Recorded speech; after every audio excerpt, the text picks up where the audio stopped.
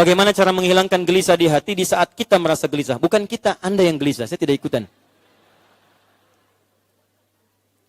Gelisah yang dimaksudkan merasa akan diambil nyawanya. Gini, diambil nyawa itu nggak pakai perasaan. Mau merasa atau tidak, pasti akan diambil juga. Karena setiap yang bernyawa pasti akan wafat. Quran surah 3 ayat 185.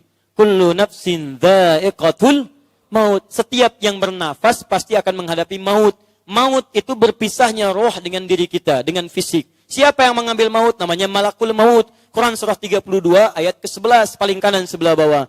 Qul yatawaffakum malakul mautil ladzi wukkila bikum. Katakan pada setiap yang bernyawa, kami akan utus malakul maut, malaikat maut untuk mewafatkan kalian. Bagaimana cara malaikat maut mewafatkan Anda? Disinilah pelajaran penting supaya gelisah, supaya tidak gelisah saat kedatangan malakul maut. Karena sifat malakul maut, pertama, dia tidak mengabarkan kapan waktunya tiba. Yang kedua, teman-teman sekalian, dia tidak pilih-pilih. Ustaz Adi sedang ceramah, saya datang kepada jamaah dulu. Tidak. Kalau sudah waktunya Ustaz, tidak ada yang lain. Nah, bagaimana caranya? Caranya adalah rumusnya di Quran surah ke-89 ayat 27 sampai dengan ayat 30-nya. Caranya, ya ayyatuhan nafsul mutmainnah, irji'i ila rabbiki radiyatan maradiyah, fadkhuli fi ibadi wadkhuli jannati. Ya ayyatuhan nafsul mutmainnah, hei jiwa-jiwa yang tenang, mutmainnah. Dipanggil dengan ya. Ya disebutkan 360 kali dalam Al-Quran. Ya harfun nida, huruf panggilan. Panggilan pada yang dekat, panggilan pada yang menengah, panggilan pada yang jauh. Panggilan huruf ya sering disandingkan dengan kalimat alladzina. Disebutkan 1080 kali dalam Al-Quran. Ya ayyuha 150 kali sebagai penegas. Alladzina pada semua golongan. Hei semua golongan manusia. Hei semua golongan manusia. Baik yang dekat dengan Allah, yang jauh dengan Allah, yang menengah hubungannya, kalian semua akan wafat. Kalau kalian wafatnya ingin enak, mutmain, harus tenang. Bagaimana cara tenang? Kalimat tenang di Quran disandingkan dengan zikir. Ala bizikrillahi tatmainnul qulub. Dikala hati Anda ingin dipanggil tenang, Anda harus rajin zikir. Apa itu zikir? Salat itu zikir. Quran surah 20 ayat 14. Kalimat thayyibah ba'da salat itu zikir. Quran surah ke-4 ayat 103. Doa itu zikir. Quran surah ke-7 ayat 205. Baca Quran itu zikir. Quran surah 15 ayat ke-9. Menghafal Quran itu zikir. Quran surah ke-54 ayat 17, ayat 22, ayat 32, ayat ke-40.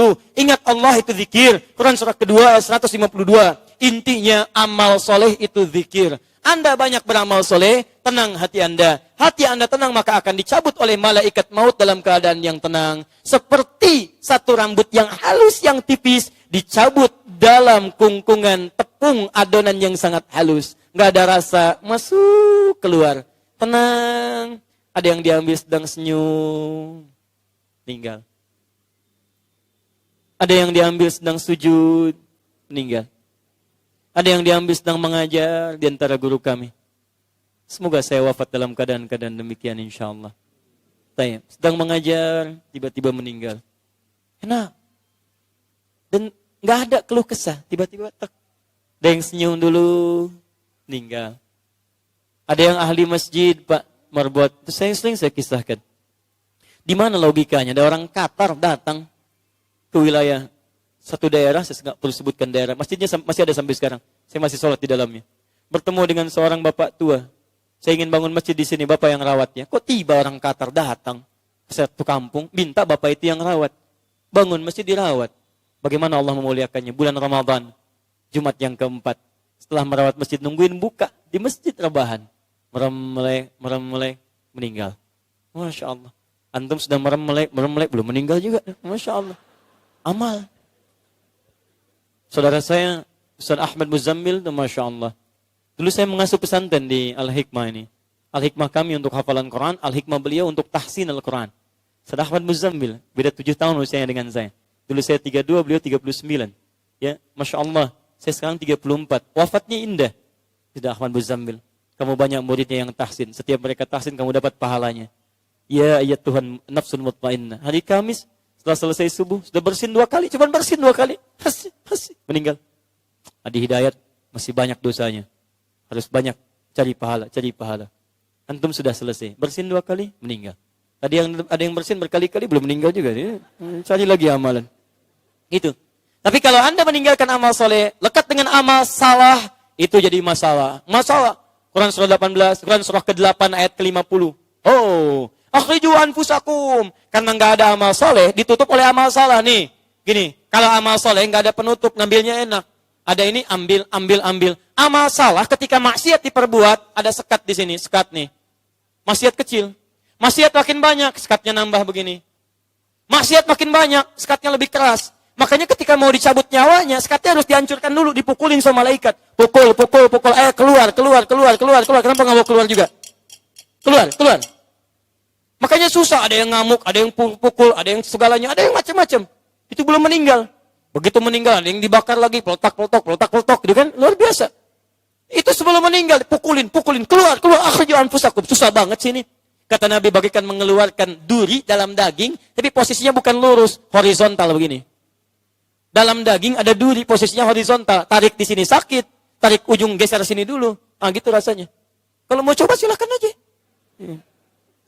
Aneh, dikasih yang enak, milih yang buruk. Kalau Anda bisa memilih yang tenang, kenapa pilih yang gelisah? Kalau Anda bisa beramal soleh, kenapa beramal salah? Kalau Anda bisa mencari yang halal, kenapa mencari yang haram? Kalau Anda tidak mampu berlomba dengan orang soleh meningkatkan ketakwaan, maka berlombalah dengan para pendosa untuk bertobat dan beristighfar pada Allah Subhanahu wa taala. Semoga Allah mengampuni dosa kita semua, semoga Allah memuliakan kita. Mari kita berubah teman-teman sekalian. Ayo Bapak Ibu, suami istri pulang ke rumah, tingkatkan ketakwaan, hindari kalimat-kalimat yang buruk. Kalau ada hal yang kurang baik, komunikasikan dengan yang baik. Jangan cari kalimat-kalimat yang buruk. Kata-kata mudah mengucapkan kata-kata buruk, sesat, cerai, macam-macam itu berbahaya. Cari solusi yang terbaik dalam kebaikan-kebaikan. Ya, ibu tingkatkan ketakwaan. Yuk, yang belum berjilbab, kenakan jilbab. Jangan sampai tunggu meninggal baru dijilbabin. Tolong jangan bikin malaikat heran ya. Jangan bikin malaikat heran. Karena perempuan tuh kalau meninggal, tambahan 1 kain kafannya untuk kerudung. Saya mohon, jangan bikin malaikat heran melihat ibu. Kamu siapa? Kau udah meninggal pakai kerudung? Jelas ya? Coba main-main lah melihat foto-foto jenazah perempuan yang dikerudungi. Jangan sampai dalam keadaan demikian baru kemudian dipakaikan kerudung. Tapi juga jangan mencela yang sudah berkerudung, doakan yang belum berkerudung. Jangan dicela, ajak dengan kebaikan. Kata Nabi, kirimkan dia pakaian. Pernah ada seorang perempuan, Bu, pengen ikutan Idul Fitri. Kan Idul Fitri keluar, yang haid yang tidak keluar. Kemudian kata Nabi, tolong yang punya jilbab, pinjamkan yang tidak berjilbab dan pakaikan ia. Itu dakwah yang bagus. Anda ingin mengajak teman Anda berjilbab, jangan banyak dituntut, bikinin status. Jangan kayak yang sono ya. Jangan kayak, Anda kirimkan jilbab ke dia. Arti, saya tuh sayang sama kamu. Saya ingin berpisah, tidak ingin berpisah dengan kamu di surga.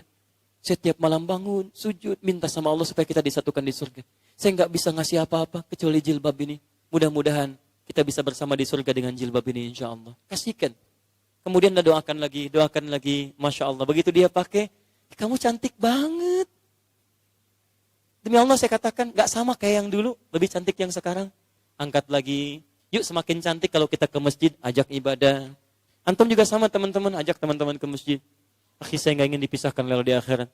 Saya ingin kita bersama-sama dipanggil lewat pintu masjid, lewat pintu sholat.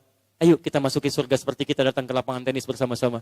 Kita datang ke lapang golf bersama-sama. Kita ketuk pintu surga seperti kita ketuk pintu untuk latihan golf, untuk latihan tenis dan sebagainya. Ajak dia. Itu luar biasa. Masya Allah ketika datang ke masjid, Masya Allah akhi, antum ganteng amat. Si amat aja gak ganteng, luar biasa. Udah ya, kita cukupkan dulu, kita ajak semuanya dalam kebaikan.